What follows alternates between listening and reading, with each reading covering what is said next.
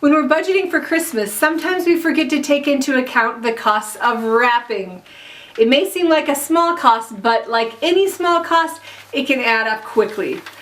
I'm going to share my top 6 tips for saving money on wrapping. I'm Stephanie from sixfiguresunder.com.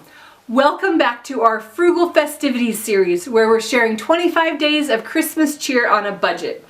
If you're new here, you'll want to subscribe and click the little bell so that you can follow along for the whole series. Then in January, to start the new year off right, I'm hosting the Frugal Fresh Start Challenge right here on this channel and over on my website. Every weekday in January, we'll be tackling a new way to be more frugal. Learning to be frugal and manage your money will help you no matter what your financial goals are. Check out the links in the description below to sign up for the challenge and get the workbook emailed to you for free. Okay, now let's talk about saving money on Christmas wrapping. I'm sharing my favorite tips here, but I would love to hear your great ideas down in the comments. What's black and white and red all over? There are a whole slew of answers for that, but the one I'm looking for is newspaper. Not everyone gets the newspaper these days, but I bet you can find some newsprint pretty easily. Use some red ribbon or a red tag on a package wrapped in newsprint and it will look classy and festive.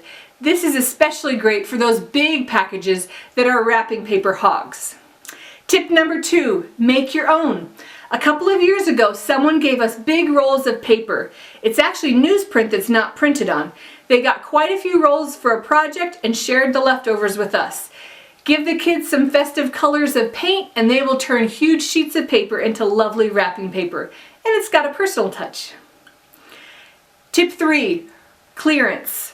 Wrapping paper is one of my favorite things to stock up on after Christmas when it's 75% off. If you buy your wrapping paper after the season every year, then you'll never have to pay full price for it. Wrapping paper is super easy to store in an attic, garage, closet, or under a bed. I'm always quick to grab the clearance wrapping paper that isn't overly seasonal, so it can double as birthday, wedding, or baby shower wrapping. Check the thrift store. I have found lots of great wrapping paper at thrift stores, even in the Christmas season when you'd think it would be all gone. It's usually priced at 50 cents to $1 per roll, and I found some pretty big rolls. A sub-tip here would be to check thrift stores and yard sales in the off-season too. Like I mentioned earlier, wrapping paper is super easy to store. Next tip, make reusable fabric gift bags. You can find both sewable and no-sew versions online. These are really great when you're giving gifts within your own immediate family. You can just collect them up and use them for next year. There's no waste and no future purchase necessary. My kids do a less fancy version of this for family birthdays sometimes. They'll just wrap up presents for their siblings in pillowcases. If you need to buy wrapping paper this year, be sure to be smart about it. The rolls of paper may look equal, but there are lots of rolls of paper that have very little paper actually on them, especially in multi-packs with a variety of prints. Look at the number of square feet on the roll and the price so that you can figure out the price per square foot. If math wasn't your forte, you'll take the price and divide it by the number of square feet on the roll. The answer will be the price per square foot. Compare the price per square foot on several rolls. It's likely, but not definite, that the larger rolls will be cheaper. What about ribbons and tags and bows?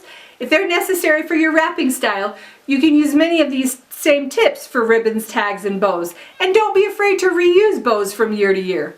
If you're not overly concerned with aesthetics, the easiest thing to do is just write right on the gift with a Sharpie. I don't think anyone will complain. In fact, in our family, for the gifts from Mom and Dad, we use a different wrapping paper for each child, so a tag or writing isn't even necessary. With these tips, you should be able to reduce what you spend on Christmas wrapping. I would love to hear your best tips in the comments.